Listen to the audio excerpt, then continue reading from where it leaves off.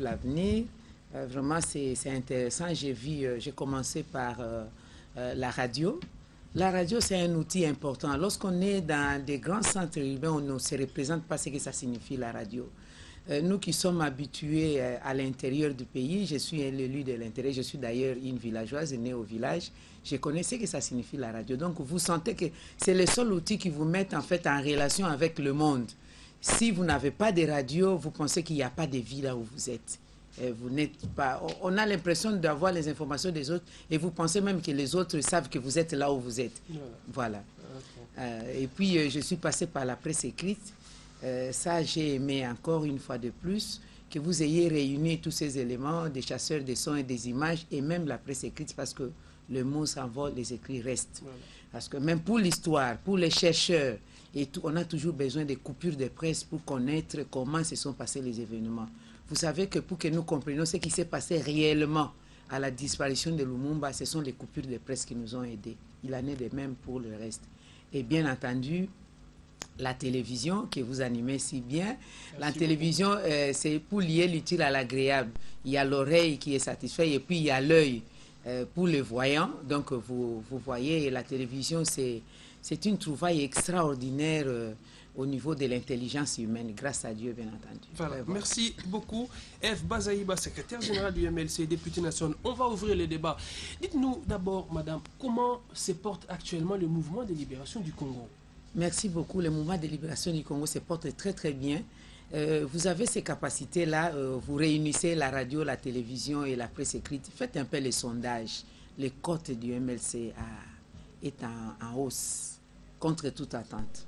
Malgré cette sorte de bicéphalisme, je me demande combien y a-t-il de mouvements de libération du Congo? Il n'y a pas de bicéphalisme, ce n'était qu'une tempête dans un verre d'eau. L'affaire est close, est complètement close.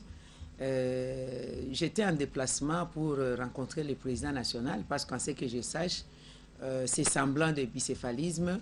La personne du président national du mouvement de libération du Congo, le sénateur Jean-Pierre Bemba, n'était pas l'objet d'une quelconque récusation. Alors, je suis allé le voir et nous avons parlé, nous avons échangé, peut-être qu'on va en parler au cours de l'émission. Et j'ai été porteuse donc des correspondances dans des instances concernées du pays. Premièrement, une correspondance pour le vice-premier ministre et ministre de l'Intérieur parce qu'il a les compétences de la gestion des partis politiques pour clarifier certaines choses. Et surtout qu'il venait de déposer une liste des partis politiques en ordre d'exercer à la CENI. Et qui avait reconnu l'autre MLC? Non, il n'a pas reconnu. En fait, c'est un problème d'adresse. Je crois qu'il y a eu des magouilles. Il y a eu une certaine manipulation des documents de l'État au niveau du ministère. Et je crois que c'est une question qui va être réglée même à son niveau parce qu'on a affaire à quelqu'un respecté des droits. Il est lui-même constitutionnaliste. Alors, j'ai été aussi porteuse de la correspondance auprès de la CENI, l'institution qui organise les élections. Et c'était pour clarifier en ce qui concerne la désignation des mandataires. Parce qu'en son temps, j'avais donné les procurations, j'ai fait acte des déclarations conformément à la loi qui organise les partis politiques. Lorsqu'il y a eu réaménagement dans l'organisation du parti, j'ai écrit au ministère de l'Intérieur, j'ai écrit à la CENI, j'ai transmis ces réaménagements, j'ai transmis aussi la procuration. Et bien, je n'avais pas eu le feedback voulu. Et c'est pourquoi il a fallu quand même une action au niveau le plus élevé du parti pour décanter la situation. Je crois que pour l'intérêt du peuple congolais, cela a été fait. Les choses sont rentrées en ordre. Nous venons d'ailleurs aujourd'hui même de recevoir une correspondance venant de la CENI, répondant au président national et me réservant copie pour devoir envoyer rapidement nos mandataires. Aujourd'hui, ils sont en route pour aller procéder à la signature des codes de bonne conduite, obtenir les macarons, parce que demain, vendredi, déjà le 27 mars, il y a une réunion avec la CENI au Palais du Peuple dans ces cadres-là. Mais j'ai appris que vous avez, on dirait, un peu changé votre logo. Vous n'êtes plus sur le fond bleu comme c'était. Vous avez adopté, on dirait que vous avez adopté les fonds blancs. Est-ce vrai? Non, ça c'est la carte. La carte est différente du logo officiel. En fait, nous sommes toujours dans le même couleur, le bleu et le jaune, avec la carte de la RDC, la mention MLC en sigle, et puis avec le slogan « Avec Dieu nous vaincrons ». Mais en ce qui concerne la carte Vous savez, la carte, c'est un document noble pour les partis politiques. C'est comme un passeport. Le passeport a un délai d'expiration. Une carte aussi peut avoir un délai d'expiration. En fait, nous avons changé la carte parce que la carte nous permet de battre les troupes, de faire la mobilisation des troupes pour savoir à peu près nous sommes à combien. Parce que dans un parti politique, vous avez des sympathisants, vous avez des adhérents. L'adhérent d'un parti est celui qui achète une carte et qui contribue. Il n'y a pas une autre mesure, il n'y a pas une autre manière de jauger, de comptabiliser les gens. Si ce n'est la vente des cartes, cette personne qui prend l'engagement d'acheter une carte. On dit que vous faites ça pour contrer plutôt ceux qui se réclament encore. Non, c'est l'organisation. C'est une impulsion. C'est une impulsion de l'organisation du fonctionnement du parti. Moi, en tant que secrétaire général, je suis face aux enjeux importants du parti, notamment le processus électoral. Nous devons aller aux élections. Je dois savoir, j'aligne les candidats.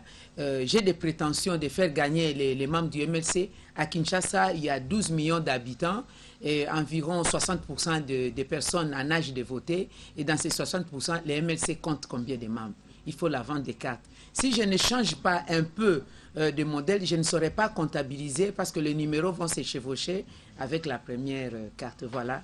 C'est un style d'organisation. Voilà, vous comptez gagner les élections, on verra cela au cours de cette émission. Je vais maintenant passer la parole à Jean-Pierre Kayembe de la radio. Oui, je voudrais que madame nous dise d'abord si aujourd'hui il y a une sorte de fronde au sein du MLC. Sorte de fronde, non. Tout va bien au sein du MLC. Nous avions eu un problème qu'on ne peut pas passer inaperçu, on ne peut pas éluder.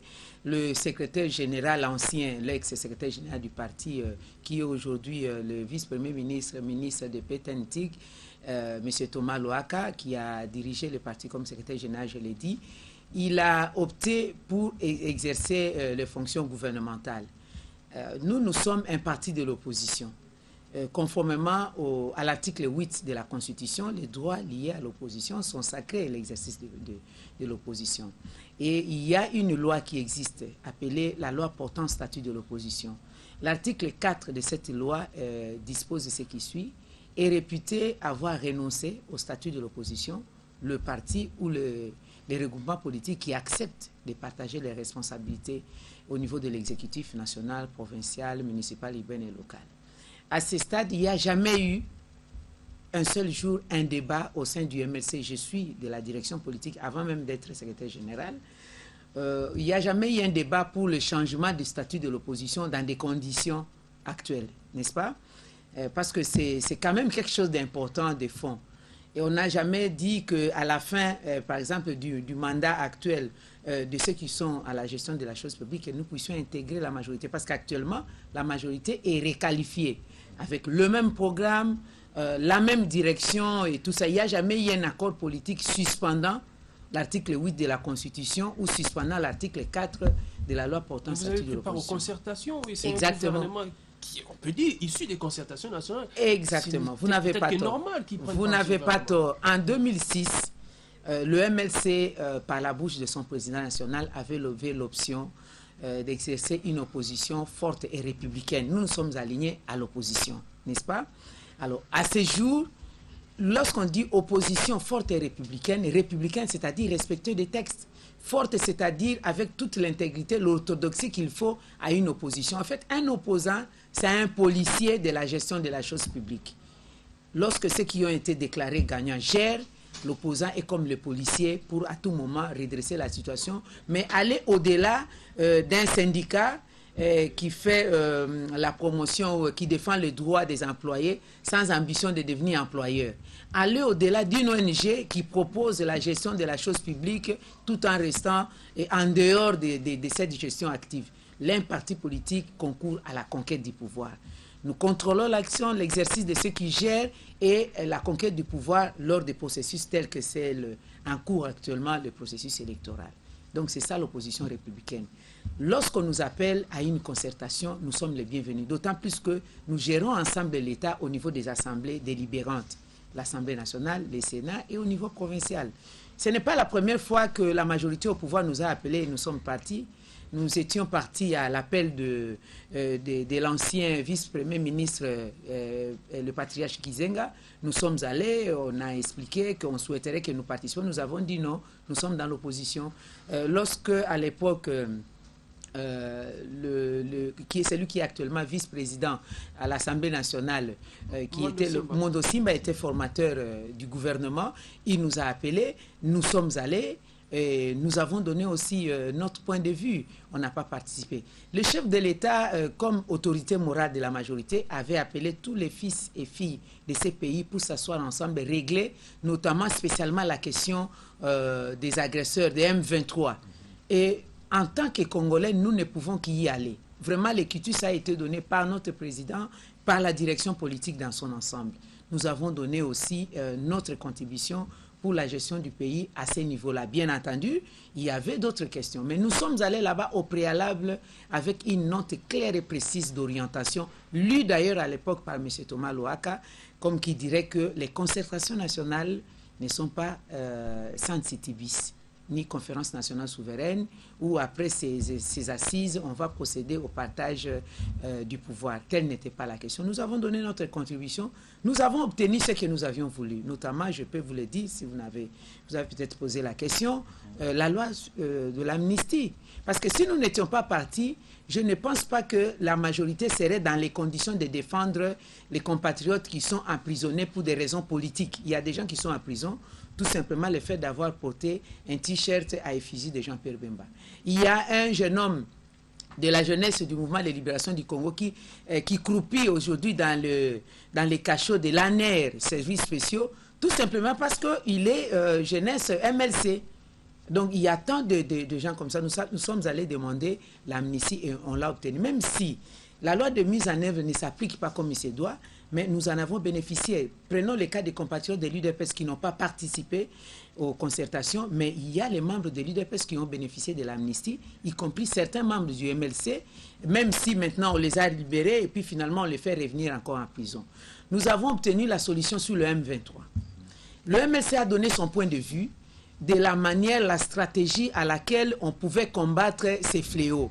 Et nous avons réussi. Je vous informe ici, pour ceux qui ne le savent pas, et rappelle pour ceux qui le savent, une personnalité de ce pays comme Mamadou Ndala est venue du MLC, comme le général Baouma, venu du MLC. Donc nous avons proposé que prenez ces fils du pays qui maîtrisent aussi les contours donc, de la sécurité de ces pays pour être au front, en première ligne, et ça a été accepté, même si aujourd'hui ils ont été assassinés, et c'est pourquoi j'ai mes réserves de pouvoir citer ceux qui sont vivants, qui ont joué aussi un grand rôle pour mettre hors d'état de nuire le M23. Ça, c'était la contribution du Parce que vous MLC. voulez servir le pays, mais être dans le gouvernement, dans l'exécutif, n'est-ce pas une bonne manière, une manière un peu plus pratique de le faire? Vous aurez la décision. Oui, mais on le fait conformément aux lois et règlements de la République. Les lois de la République, c'est la Constitution, je vous ai dit. Hier, avant-hier, je vous dis, avant la Constitution de 2006, il n'y avait pas une place, un cadre légal pour l'opposition. Nous avons la Constitution, nous avons la loi portant statut de l'opposition qui est en vigueur. Aucun accord global ne l'a suspendu, ne l'a dérogé. Jusqu'à ce jour, nous respectons ces lois-là. C'est normal dans une démocratie. Nous sommes dans une approche démocratique. Il ne faut pas biaiser la démocratie comme on entend chercher les définitions de la démocratie pour dire la démocratie c'est des gagnants-gagnants. On dit démocratie parallèle, un peu comme dirait le cardinal Monseigneur aujourd'hui, hier Monseigneur, les convergences parallèles. Non, il n'y a pas de ligne convergence et parallèle. Quand c'est parallèle, c'est parallèle. Quand c'est convergence, ça converge. On connaît toute la mathématique. La politique aussi ne peut pas déroger à cette règle. Nous sommes dans une approche démocratique. Ceux qui sont déclarés gagnants doivent gérer suivant leur mandat. Nous sommes presque à la fin. Battez-vous, demandez le quitus de la population pour que vous aussi vous accédez au pouvoir. Sinon, nous allons perturber la démocratie. C'est à ce moment-là qu'au niveau, dans d'autres cieux, et surtout en Occident, on nous dit la démocratie africaine, les Congolais, les Africains ne comprennent pas, il y a la démocratie à l'africaine. Ah non, ce sont des principes, si vous voulez, standards, universels qui concernent tout le monde. On n'invente pas la roue, on l'améliore. Et la manière de l'améliorer que nous avons faite, c'est que nous sommes une opposition républicaine Vous nous appelez à une contestation, nous y allons, mais nous respectons les basiques. Voilà, et donc, vous vous apprêtez également à participer aux prochaines élections. Vous le savez, madame, la Commission électorale nationale indépendante a publié il y a quelques semaines passées le calendrier électoral global, constitutionnel, consensuel, qualifié aussi de tous les mois, même si l'opposition ne l'accepte pas. Quelles sont les observations que les MLC fait à ces documents publiés par la CENI? D'abord, je tiens à dire que si nous avons obtenu aujourd'hui le calendrier global, c'est aussi grâce à l'apport de l'opposition, notamment le MLC. Nous avons pesé de tout notre poids pour qu'on obtienne ces calendriers globaux. Souvenez-vous que bientôt ça fera une année, donc en 2014, au mois de mai, la CENI avait publié un calendrier. Souvenez-vous que la CENI avait en son temps présenté une feuille de route à l'Assemblée nationale où il y avait en termes des hypothèses où on devait aller aux élections provinciales en violation d'ailleurs de la Constitution, l'article 197, en allant aux élections au suffrage universel indirect. Mais tout ça, le MLC a récusé. Et nous avons proposé, nous avons insisté qu'on ait un calendrier global inclusif. Nous nous en félicitons. Mais nous disons, le calendrier est là, c'est bien, mais pour que nous fassions les choses bien, nous avons donné des propositions avec les groupes de l'opposition pour aérer ces calendriers. Nous faisons d'abord les contraintes de la CENI. Mais nous disons que nous attirons l'attention à la CENI pour dire, la CENI a parlé des contraintes externes à elle. Une vingtaine, 23 contraintes à peu près, oui. 18 environ du gouvernement et 5 qui amènent du président de la République comme institution et du Parlement. Il y a aussi des contraintes internes à la CENI, notamment, on n'a pas vu dans les calendriers l'enrôlement, l'identification de nouveaux majeurs. Il y a des jeunes qui ont atteint 18 ans depuis 2011, juillet 2011, 2012, 2013, 2014, jusqu'à 2015. On a à peu près une frange de 18 à 24 ans d'âge ou 25 ans parce qu'il y en a qui n'avaient pas, il y avait déjà 18 ans mais qui n'ont pas eu la possibilité par rapport au mois de naissance de pouvoir se faire enrôler. Ces jeunes-là constituent plus de 10% de la population. Si on dit qu'il y a 75 millions d'habitants, j'essaie d'extrapoler comme ça des différentes statistiques, on n'en a pas exact, mais plus de 7 millions des Congolais ne doivent pas participer au vote. C'est en violation de l'article 5 de la Constitution. La CENI dit qu'elle continue un processus qui avait été c'est pourquoi nous disons... Ah mais non, la CENI dit c'est là. Exactement. La CENI dit c'est là la continuité du processus. Mais pourquoi la CENI a procédé à la jonction des élections municipales, urbaines et locales? Pourquoi? Ce n'est pas le cycle, ce n'est pas comme ça qu'on avait commencé au mois d'octobre. Au mois d'octobre, pour appuyer les arrières, c'est pourquoi nous disons nous devons faire participer les Congolais. Vous savez, on ne peut pas demander à ces jeunes, parce que c'est la frange qui va participer à la campagne électorale, monter les banderoles, faire je ne sais pas quoi, soutenir les candidatures, et puis après, lors du scrutin, vous leur dites non, vous ne participez pas, vous n'avez pas de carte. Ah non, ça ne se passe pas comme ça. C'est une discrimination. Alors, nous disons, pour aérer aussi ces calendriers, justement, les élections au niveau municipal, urbain et local, nous devons bien faire les choses parce que nous savons que la démocratie commence à la base. Il faut bâtir les bases solides. On ne peut pas mélanger les choses. Allons aux élections au niveau provincial parce que nous avons quelque chose sous la main à devoir régler. Celle du dépassement de mandat des députés provinciaux et des sénateurs, ce n'est pas de leur faute, ce n'est pas de la faute de l'opposition, c'est la majorité qui avait voulu modifier la Constitution, réviser la Constitution en 2011, en élaguant de 2 tours aux élections présidentielles, parce que c'était bien ficelé, premier tour des élections présidentielles couplé avec le législatif national. Deuxième tour des élections présidentielles, couplé avec les élections provinciales. Tout de suite après, les députés provinciaux élisent les sénateurs, élisent les gouverneurs. Mais lorsqu'on a voulu, pour les besoins égoïstes, politiques et politiciens, avoir un seul tour aux élections, maintenant ça nous rattrape. Et qui en est le responsable numéro 1? Justement, c'est lui qui est appelé à protéger la Constitution, l'esprit et la lettre de la Constitution. Je cite les chefs de l'État, c'est de sa responsabilité. Donc aujourd'hui, ça nous rattrape, mais c'est une question dans les républiques, faisons-le ensemble, nous acceptons le vin étiré, il faut le boire, on le boit alors un bon vin pour ne pas s'enivrer et foutre le pays en l'air. Au niveau local et municipal, on les décale après les élections présidentielles. Parce qu'à ce stade, on ne connaît pas les découpages, les limites des circonscriptions électorales à ce niveau-là. L'élection présidentielle est plus importante. Oui, l'élection présidentielle est plus importante. Vous savez pourquoi je n'ai pas terminé de parler des locales, je vais y revenir, si vous le permettez. Oui, on n'a pas le nombre de sièges au niveau local. Si on parle de circonscriptions électorales au niveau local comme étant des groupements, il y a des groupements de fait, plus de 874 si ma mémoire est bonne. Le ministère de l'Intérieur actuellement n'est pas en mesure de nous donner le nombre exact de groupements. Vous avez des groupements qui sont reconnus au ministère de l'Intérieur, mais qui sur le terrain n'existent pas, d'effectifs. Vous avez des groupements qui existent, mais qui ne sont pas répertoriés au niveau du ministère de l'Intérieur. Bref, il y a beaucoup d'autres choses. Et l'opérationnalité d'avoir le scrutin provincial, municipal, urbain et local le même jour, ce n'est pas possible. On doit voter de 6h à 18h. Combien de temps un électeur passera à l'isoloir? Combien de urnes il va commencer à dispatcher les votes? On vote d'abord au niveau local, donc des secteurs. Je vote, je reste combien de temps à l'isoloir? Je dépose dans telle urne, je rentre encore à l'isoloir, je vote au niveau municipal, je dépose, je rentre, je prends les provinces. À peu près 6 cycles. 6 le même jour, c'est pratiquement impossible. Donc l'opérationnalité n'est pas possible. Alors je reviens. Compte de tout ça, madame. Oui, je reviens pour l'importance des élections présidentielles. Oui, vous savez, l'importance des élections présidentielles est capitale. Ce n'est pas moi qui le dis, ce n'est pas vous, ce n'est pas quiconque, c'est la Constitution. Les calendriers pour l'élection présidentielle est constitutionnel. C'est l'article 73 ou 73 de la Constitution qui dit le scrutin est convoqué, le scrutin présidentiel est convoqué 90 jours avant. Contrairement à d'autres instances, d'autres niveaux des élections. Donc nous devons nous y conformer. On a l'obligation d'applicabilité de la Constitution. Voilà. Jean-Marie Kamboa. Madame, nous avons assisté au mois de janvier dernier à des marches. L'opposition avait mobilisé les gens pour marcher afin de protester contre le vote de la loi électorale dans une de ces dispositions. Ma question est de savoir, est-ce que nous pouvons nous attendre à un candidat de l'opposition aux élections présidentielles prochaines, d'autant plus que nous avons eu quand même à avoir une opposition qui était unie, qui était capable de mobiliser les gens. Oui, vous avez pratiquement raison de me poser cette question aussi capitale. Je crois que les membres de l'opposition sont des Congolais, ont vécu la situation politique, les échéances de 2006 et de 2011. Ça, je les reconnais, que nous n'avons pas joué un jeu stratégique qu'il fallait.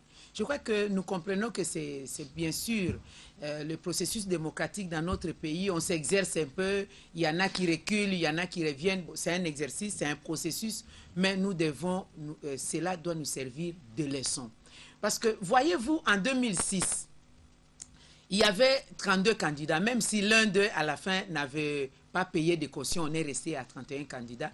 30 supposés être de l'opposition, et face au président Kabila, nous sommes allés, le premier tour des élections, le président Kabila n'a pas obtenu la moitié des voix. Il a environ 44%. C'est-à-dire 56% des Congolais à peu près ont dit non. Même si en 2006, il avait déjà 5 ans, tout le monde le connaît, il a la puissance publique, il a la maîtrise, etc. Mais les Congolais, 56% des Congolais ont dit non. Mais ces 56% des Congolais ont manqué un leadership canalisant. Le président Tshisekedi, le leader PES à l'époque, a refusé d'aller aux élections. Il y a eu des gens qui sont venus de gauche à droite. Bref, dans le lot là de 56, il y a eu un candidat qui avait été qualifié pour le deuxième tour. C'est le sénateur, actuellement le sénateur Jean-Pierre Bemba. Alors, mais si l'opposition avait une certaine unité, l'opposition allait remporter. C'est une leçon. Vraiment, moi je suis franche, je l'ai dit, sans mettre des gants, parce que sinon, notre pays, on va faire une politique en désordre. Qui pour vous peut mener l'opposition face au candidat de la majorité? Oui, qui, ce n'est pas en termes d'individu. Je voudrais qu'on parle plus de programmes. Il faut que nous apprenions dans notre pays à privilégier les programmes. On a déjà un problème en termes de doctrine. Pourquoi vous ne voulez pas parler en termes d'individu? Parce que vous n'êtes pas sûr que Jean-Pierre Bemba arrive. Non, je ne dis pas ça. Nous avons besoin, on doit avoir la culture d'avoir des institutions fortes au lieu des hommes et des femmes fortes. Ça va nous aider. Ça va nous aider à tenir l'architecture Congo. C'est important ce que j'ai dit. Moi, je ne fais pas une politique de, comment on dit, une politique flatteuse. Non. J'ai fait une politique science actuellement. On apprend la politique, on apprend comment gérer la chose publique. On a un problème sérieux dans nos partis politiques ici, en termes de doctrine. il y a des démocrates, des sociodémocrates et des libéraux qui sont ensemble. On ne connaît pas les... Actuellement, si on respectait les doctrines, l'UDPS, c'est un parti social-démocrate. Le PPRD, c'est un parti social-démocrate. On devait mettre ensemble l'UDPS et le parti politique. Bon, le PALU, un peu proche du communisme, mais c'est aussi un parti socialiste, n'est-ce pas? Mais il devait y avoir une jonction. Mais on ne comprend pas dans ces termes-là. Je pense que, comme nous sommes en plein pays, je vous ai parlé des basiques de la démocratie, nous devions aussi, au niveau des partis politiques, nous exercer. La Constitution impose d'ailleurs, parce que c'est une imposition, les dispositions constitutionnelles sont exécutoires opposables à tous, impose aux partis politiques à la formation de la conscience nationale. Nous devons nous former aussi à ce niveau-là. Même en 2011, s'il y avait l'unicité de l'opposition, aujourd'hui, le président Kabila gère avec 48%. C'est-à-dire 52% des Congolais n'ont pas été d'accord avec son programme. Mais ces 52% des Congolais n'ont pas eu un leadership. Alors maintenant, si on veut parler en termes d'individus, mais les individus doivent nous prouver comment on doit les prouver. Revenons à l'affaire de débats contradictoires. Ça permet à la population de jauger qui est qui. C'est pourquoi dans d'autres signes, on parle des primaires. Au niveau de l'opposition, on peut faire un débat contradictoire à l'interne des défenses, des programmes, pour savoir à qui est-ce qu'on peut confier cela. Mais on ne peut pas d'emblée dire parce que la tête de tel plaît ou la tête de l'autre ou en termes régionaux, en termes tribal. Non, ça c'est fausser les débats. Mais déjà, vous, au niveau du MLC, comment vous allez vous organiser? Qui est-ce que vous allez présenter? Mais au niveau du MLC, on n'a jamais retiré la confiance au sénateur Jean-Pierre Bemba, c'est notre candidat. Nous avons toujours été convaincus qu'il avait gagné les élections en 2006. Mais Jean-Pierre Bemba est encore à la haie. Oui, mais l'affaire, nous sommes à l'affaire, il n'a jamais été condamné. Il est en privation provisoire de liberté. Et au stade actuel, nous sommes très avancés. On est arrivé à l'attente du verdict. Alors, conformément au... Vous voulez poser une question à ce sujet? On ne le sait pas, mais s'il arrivait qu'il soit condamné encore pour plusieurs années. Oui, s'il arrivait qu'il soit condamné, mais nous utilisons la procédure judiciaire. Lorsqu'il est condamné, nous allons interjeter appel. Et puis nous allons obtenir les résultats. C'est au vu de ces résultats-là, par rapport au temps qui nous reste concernant par rapport aux enjeux, nous allons devoir nous prononcer. Les congrès est là pour ça. Le MLC est lié à Jean-Pierre Bemba. Il n'y a pas de MLC sans Jean-Pierre Bemba. À ce stade, je vous dis, à ce stade, Jean-Pierre Bemba a prouvé de ses compétences et de ses capacités au sein du MLC. Madame. Nous sommes allés aux élections, je vous ai dit, nous sommes convaincus d'avoir gagné les élections en 2006. Et à ce stade, il est en privation provisoire de liberté. Le bureau du procureur a des problèmes à ce stade pour prouver, au-delà de tout doute raisonnable, qu'il peut pouvoir les condamner. Nous attendons les éléments de preuve. Vous n'êtes pas sans savoir que la deuxième affaire qui était venue se superposer, eh bien, à cette affaire-là, le procureur non plus n'a pas eu de preuves et tout le monde a obtenu la mise en liberté provisoire, y compris le sénateur Jean-Pierre Bemba. Pour la première affaire, il est aussi en possession de sa mise en liberté provisoire. Au début, le problème, c'était on avait inversé la décision parce qu'il n'y avait pas un pays d'accueil. Maintenant, nous avons un pays d'accueil. Mais lui-même a décidé d'attendre le verdict parce que nous sommes arrivés pratiquement à la fin de la procédure. Jean-Marie. Madame, une question divise l'opinion actuellement, il s'agit du découpage. J'ai appris que vous êtes de la province de l'Équateur, une province qui sera au moins morcelée en 5. Quel est votre commentaire et comment comptez-vous vous y prendre? Je suis de la province orientale. Merci. Chez nous, il y a le découpage en 4, Otouélé, Bazouélé, Ituri et Chopo. Bon, je parle quand même de l'Équateur parce que je suis congolaise. En tant que secrétaire général aussi, député national, j'ai un mandat national. Le député national de l'Équateur réclame l'élection du gouverneur. Absolument, non. Si je réponds rapidement et je reviens à vous, l'élection du gouverneur, ça c'est conformément à la loi. 30 jours après la disparition d'un gouverneur, on procède aux élections. Nous sommes en pure violation de la loi. On devait procéder, même si 1 mois, 2 semaines, 3 mois avant qu'on en arrive à la répartition des nouvelles provinces, il fallait qu'on ait l'élection du gouverneur. Parce que si on ne le fait pas, c'est une mauvaise jurisprudence qu'on est tenté d'enregistrer dans notre pays. Manque de respect, d'applicabilité de la loi. On peut revenir à la question de Jean-Marie. La question des découpages. Je voudrais ici dire ceci. Les nouvelles provinces sont mal vues lorsqu'on les prend dans les prismes politiques. Normalement, cette initiative a été donnée pour les besoins d'administration de la chose publique, dans le prisme purement administratif, économique, pour atteindre un développement durable. Et le développement commence par la base. C'est question de rapprocher les administrés des administrants, les gouvernés des gouvernants. Parce que imaginez-vous, on a connu ça dans ces pays, quelqu'un qui doit quitter Basoko, qui doit quitter Kasumbalesa, qui doit quitter, je ne sais pas, Djougou, pour venir à la fonction publique et régulariser les questions de numéros matricules. Et un parent qui reste comme ça, qui se remarie, qui abandonne femme et enfant, ou c'est la femme qui vient, il y a dislocation de foyer, ou c'est un enfant qui est un jeune homme nouvellement recruté dans l'administration, qui vient pour régulariser sa situation. Et c'est fini, il est installé ici, les fonctions pour lesquelles on l'avait engagé à l'intérieur, il ne participe. Pourquoi? Parce que l'administration centrale a tué en fait le développement du pays. Et nous avions eu des problèmes des routes, nous avons des problèmes de moyens de communication, un État où on n'a pas de trains interprovinciales, un État où on n'a pas de compagnies aériennes nationales, où des bateaux, on vient d'inaugurer Kokolo, mais ce n'est pas le seul Kokolo qui va faire Kinshasa-Kisangani, qui va passer par la rivière Kwilu ou les Boende et consorts.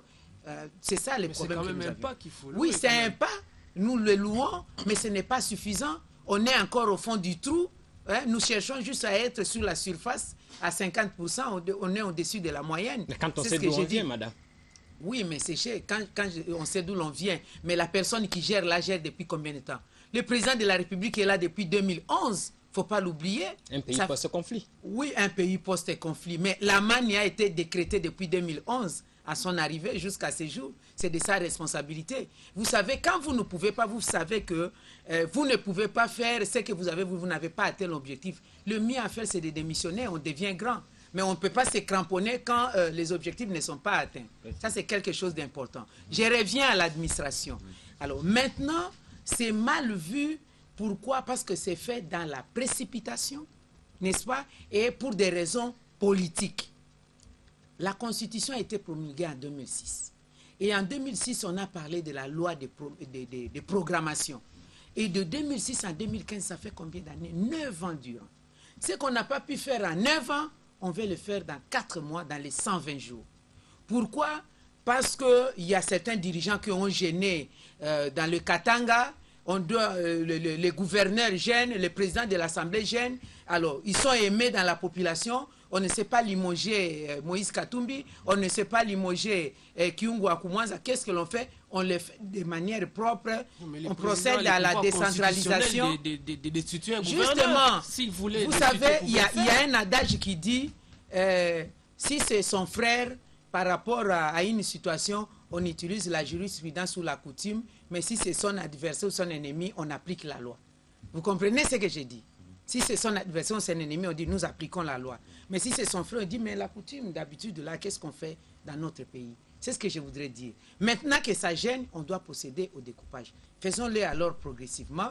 Si le problème c'est les Katanga, commencez par les Katanga progressivement et les autres progressivement. Je ne refuse pas parce qu'il y a une école qui dit lorsque les colons étaient venus, on n'a pas attendu l'infrastructure pour installer les provinces. Et puis, il y a une autre école qui dit non, on ne peut pas faire ce qui était là parce qu'à ce moment-là, il n'y avait pas le développement actuel. Nous avons la possibilité de développer et faire suivre l'infrastructure. Ce sont les deux écoles qui s'entrechoquent. Mais moi, dans mon école, au niveau du MLC, nous disons tout ce que nous entreprenons pour la République en cette matière-là, faisons-le dans les prismes de l'administration pour aboutir au développement. Mais si on met la donne politique à l'avant, on le fera et très mal, ça va créer des problèmes. C'est ça pourquoi il y a des remous au Katanga, il y a des remous dans les Kasaï et ça risque d'avoir des remous ailleurs. Je prends le cas de l'Ituri pour la province orientale. L'Ituri est très content. L'Ituri a toujours réclamé nous voulons la province, nous voulons la province. Vous savez pourquoi? Parce qu'il se pose aussi un problème de violation de la Constitution. La Constitution de 2006, bien telle que modifiée, parle, en ce qui concerne les finances publiques, de la retenue à la source. Nulle part, on parle de la rétrocession de la Constitution. Mais c'est un mot qui a été inventé au niveau du gouvernement, je me suis toujours demandé rétrocession. En accord C'est avec nulle les part. gouverneurs des provinces. Mais c'est en violation de la Constitution. Les gouverneurs de province subissent les dictats du gouvernement central. La retenue à la source, lorsque une province est produite, 40% doivent être retenus d'office à la source, les 60% envoyés au gouvernement central, et dans les 60%, ça constitue une unité. On a 11 fois 60%, je parle de 11 provinces, et ça constitue une unité. Dans cette unité, on ponctionne 10% de cette unité pour la caisse de péréquation, pour soutenir les provinces où il y a des problèmes par-ci, par-là. Comme l'effet des princes, un peu comme on dit en droit économique, pour soutenir les provinces qui ont besoin de telle ou telle chose. Mais de manière systématique, les Congolais, même les parlementaires, on ne se réveille pas, on parle de la rétrocession. C'est une violation grave. Et on le dit pourquoi on dit non, 40% en termes chiffrés, c'est beaucoup d'argent. On ne peut pas laisser aux gouverneurs beaucoup d'argent. Ils risquent de devenir des rois télé et ils vont faire tête face à l'autorité. C'est un procès d'intention, madame. C'est un procès d'intention, justement. Les liens avec l'Ituri, c'est que l'Ituri produit beaucoup. L'Ituri envoie beaucoup au gouvernement central et en échange, rien, même en ces termes de rétrocession, un forfait qui est envoyé parfois quantifié en termes de services. Nous vous avons envoyé des experts, on a envoyé les frais pour la rémunération et l'Ituri pose des problèmes de fonctionnement, de la province dans son entièreté. Et c'est pourquoi la population d'Ituri a aussi le temps. Moi, je suis de la Chopo, mais je défends les points de vue de l'Ituri en tant que citoyenne de ces pays, mais je donne le point de vue justement au niveau de la... Je souhaiterais que le gouvernement Matata 2 actuellement, c'est quelqu'un qui est pris comme expert en matière financière et économique, respecte la Constitution en appliquant justement la retenue à la source et non la rétrocession. Avec les découpages, la solution sera peut-être trouvée. J'ose croire que ça va être appliqué, mais comme je vous dis, l'impulsion vient d'en haut.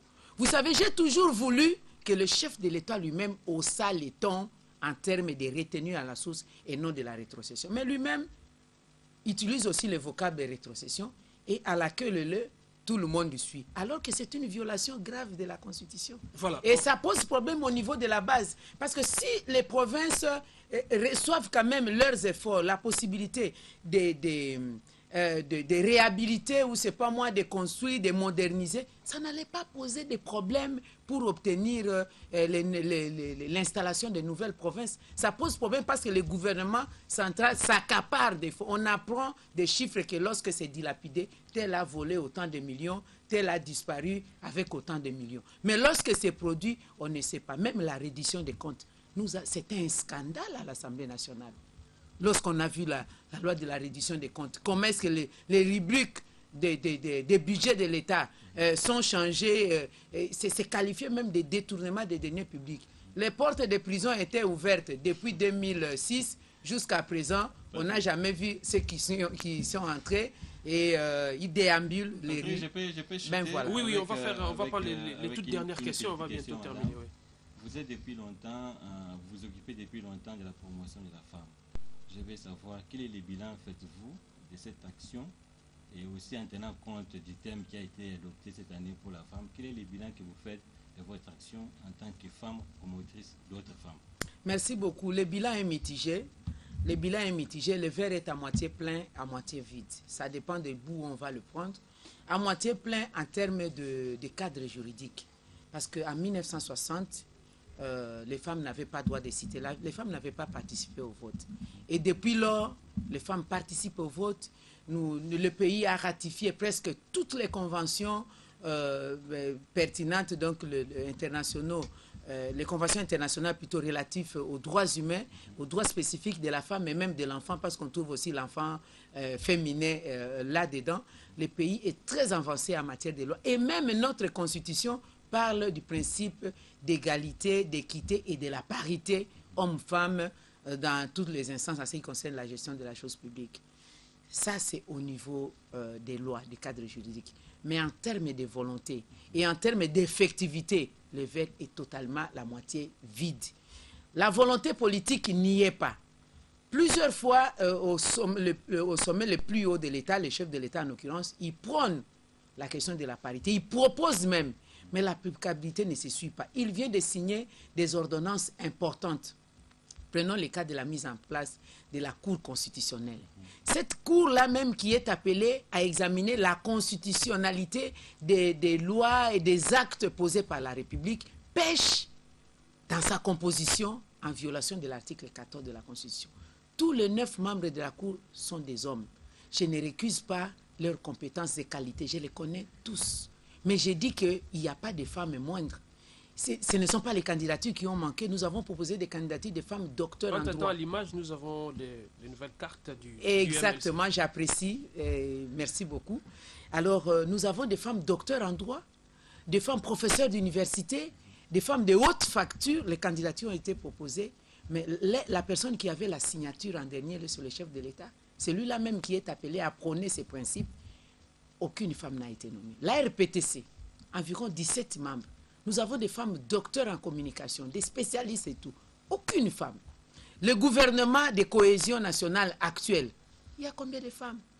La parité n'est même pas 30%. Vous êtes toujours présidente des commissions, au Sénat, à l'Assemblée. Élection. J'ai été élue députée, je n'ai pas été nommée. Ça, c'est une palme d'or pour ma circonscription. Mais pour prendre la tête d'une Oui, commission... mais c'est ça, je dis. J'ai été élu. J'ai été élu. Si la majorité ne voulait pas que vous preniez la tête mais ce sont mes compétences. On n'a pas élu une femme. On a élu les compétences, la méritocratie. J'ai été élu députée nationale. D'abord, j'ai été élue sénatrice. Hein? J'ai fait 5 ans au Sénat. J'ai été élue présidente de la commission socio-culturelle. L'unique femme membre de la commission. Et j'ai présidé la commission, pas parce que femme, mais parce que compétente.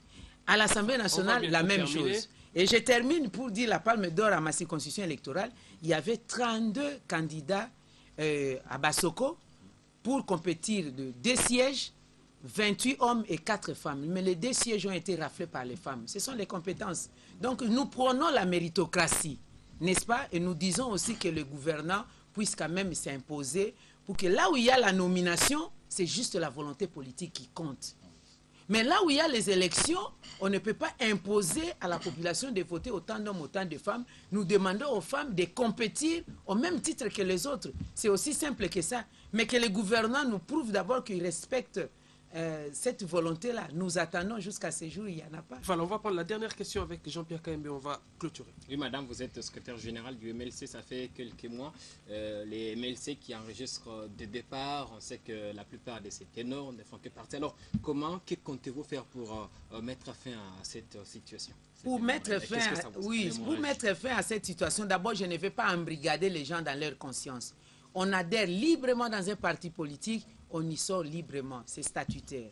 Néanmoins, à l'intérieur, je vais pouvoir manager un leadership qui puisse mettre tout le monde à l'aise. Et aussi amener un peu à l'éthique politique. C'est un problème d'éthique politique dans notre pays. La corruption, les gens se laissent débaucher, c'est la corruption. Le premier jour de ma désignation, j'ai dit, je n'ai peut-être pas quelque chose de spécial, mais je vais y apporter une touche en termes d'imperméabilité donc de la corruption. Je me dis, il faut qu'il y ait l'intégrité, il faut qu'il y ait la lutte contre la corruption. Et autre chose importante, je dois aussi vous le dire, il faut qu'il y ait des relations entre la base et les sommets. À moins de bientôt 100 jours, je totalise 100 jours de ma direction, donc à la direction du MLC comme secrétaire général. Nous avons obtenu le drapeau du parti qui flotte à Lubumbashi, dans les Katanga. Les drapeaux du parti flottent au nord Kivu, à Goma. Les drapeaux du parti flottent à Bunia, à Buta, à Isiro. Là où il n'y en avait pas depuis un certain moment. Buta, j'aimais quand même des réserves parce que nous avons le député Boulet qui fait du beau travail là-bas. Et partout ailleurs.